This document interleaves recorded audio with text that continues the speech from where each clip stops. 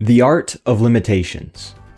People, and by extension game developers, have two options when they're faced with different pressures. These could be deadlines, expectations, hardware limitations. Their options are either to crumble from the weight or flourish. And throughout the 90s and 2000s, we saw what option Game Freak, the developers of Pokemon, chose. Game Freak delivered the highest selling Pokemon game of all time, Red and Blue, on the underpowered and almost decades old Game Boy. Then they continued to deliver banger after banger on each subsequent Nintendo handheld. We even got the Golden Age of Pokémon on the Nintendo DS, which mind you has about 4 megabytes of RAM.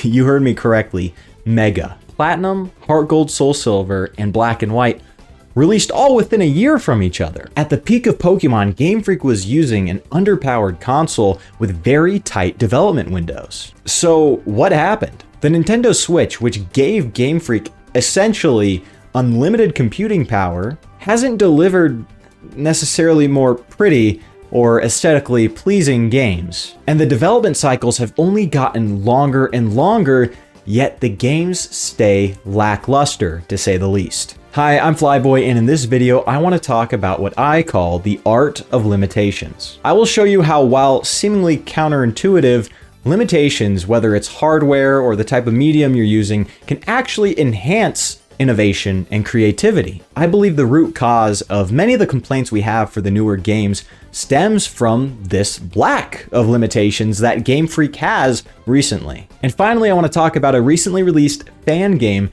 that can sort of show what Pokemon may look like if Game Freak decides to impose some limitations themselves. But anyways, let's get on with it. In 1401 in Florence, Italy, there was a competition held to design new doors for a baptistry. Artists were tasked with making a small 40 by 40 centimeter panel in bronze that depicts the sacrifice of Isaac from the Bible. Ghiberti won the competition, and here is what his bronze relief looked like. This is a clear case of limitations. Ghiberti did not have a lot of space to work with, yet he had to depict so much. Not only just on a basic level does the composition look great, but he also employed a specific technique to show depth, and that was using low relief or low depth sculpting in the background and high relief, high depth sculpting in the front, giving you a sense of depth. He was one of the first artists to use linear perspective in a relief. And not only that, but it's not chaotic, it looks balanced, it looks harmonious, and that goes with his just skills in composition, but also in the way he sculpted it. He was also very efficient, using less bronze than most of the other competitors. And let's put it in perspective, he only had 1 year to do this. This is a great example of an artist who performs under pressure. Not only that, he helped usher in the golden age of art, what we consider the Renaissance. Now, just like Ghiberti had to use bronze in such a tiny space to convey this amazing relief, Game Freak had to portray whole worlds on a 2-inch screen using kilobytes, not gigabytes. And the result, similar to the Renaissance, was what we call the Golden Age of Pokemon. Now, many people consider different parts of Pokemon the Golden Age of Pokemon, but I'm going to call it the ones that released on the Nintendo DS. On the Nintendo DS, we saw 2 generations of Pokemon, that being the 4th generation and 5th. In that, we also got remakes of the 2nd generation games. Many consider these to be the best in the series, me included. So, what were the limitations here? Well, let's start with the most important part of a Pokemon game, the Pokemon themselves. The canvas size here was 80 pixels by 80 pixels. Now this is brilliant because it required the people who designed the Pokemon to understand that this design had to be shrunk down and fit on a tiny little Nintendo DS screen. This kept the designers a lot more grounded and kept them away from designs like Eternatus. Not only that, sprites are 2D rather than 3D. If you don't know, nowadays the Pokemon sprites, as you call them, are 3D models that have been used since 2013 in Pokemon X and Y. There are rarely animation changes, and it's looked the same for over a decade. Meanwhile, with these games, it seems like every successive title had a new sprite to show.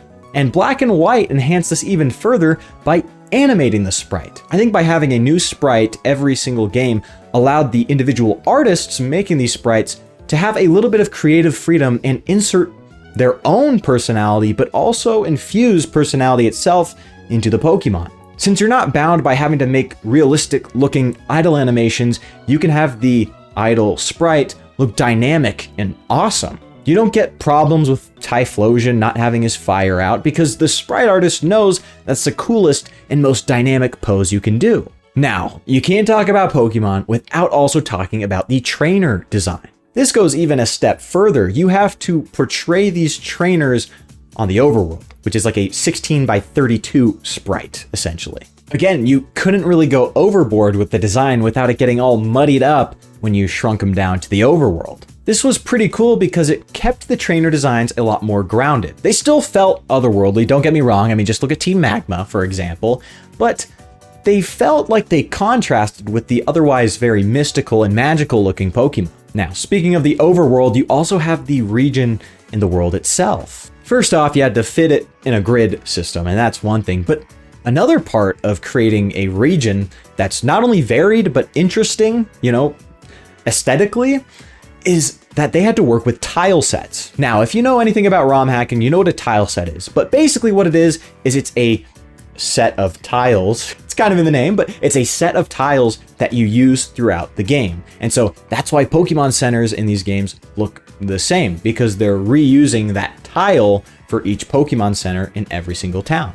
So while the same tree and same grass will be used in all these different locations, Game Freak was able to portray all these various different environments. In this era, also, they used 3D to portray the overworld. I think this is brilliant because Game Freak was able to use 3D where it would look good. If you look at other games on the DS that used 3D completely, it looks a little janky. It doesn't look that clean. The DS was not quite there to truly benefit from a fully 3D game. And so Game Freak brilliantly just left that to the overworld, yet kept most of the other things like trainers and Pokemon 2D. It creates this really cool 2D, 3D sort of environment that's aesthetically pleasing, yet also very innovative. Now, I also talked about the shorter development times. Pokemon Platinum, Heart Gold and Soul Silver, and Black and White had 1 year between each of their releases in Japan. These shorter development windows were probably possible because of the hardware limitations, but I also think it lit a fire under Game Freak, and it obviously worked to get us, some of the greatest games in the series. So this takes us to the current games. Now, I'm not saying you can't enjoy these games. Everyone has different tastes, but there is a pressing problem with these games, and a lot of it comes down to how they look. Now, like I've said, Pokemon's never been on the cutting edge of graphics. In 2008, when Pokemon Platinum came out, look at it, Halo 3 was coming out. Okay, just to put this in perspective of what we were also getting at the same time. My point is that they didn't have to be on the cutting edge. That's never been Pokemon's thing.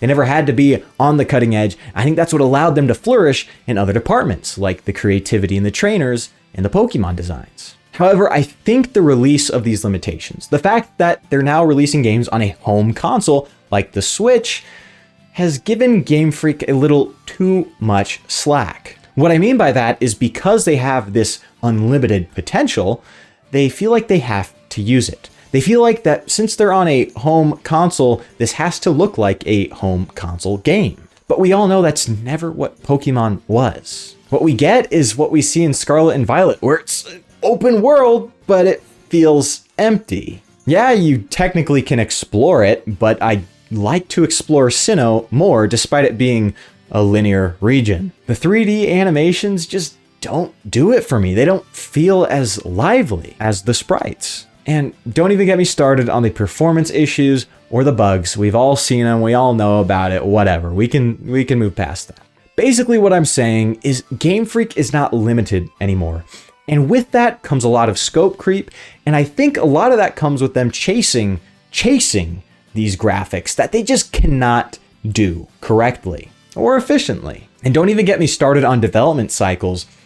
Pokemon Legends ZA got an extra year. We got a whole year with no updates And yet it just looks like Scarlet and Violet again. It's like they just can't. They just can't make a home console game. I think that's what it comes down to.